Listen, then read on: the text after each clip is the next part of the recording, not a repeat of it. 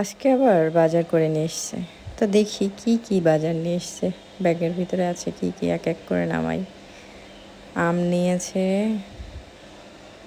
মাছ, এগুলো মনে হয় রুই মাছ।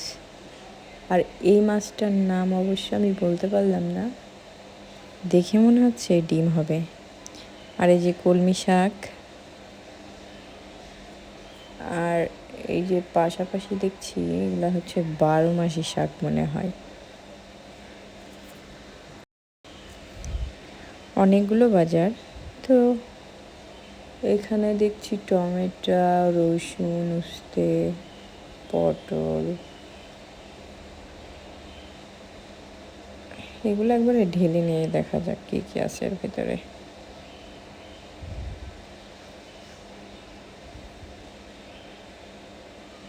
আলু আছে দেখছি, পেঁয়াজ আছে।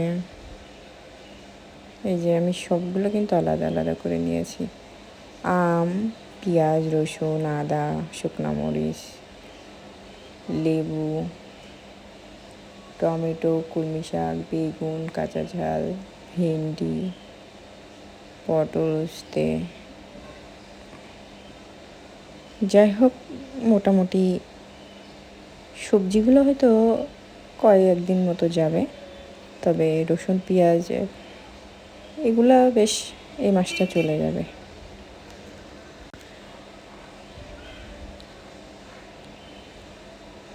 ভিডিওটি যদি আপনাদের ভালো লেগে থাকে তাহলে অবশ্যই লাইক, কমেন্ট, শেয়ার করতে ভুলবেন না।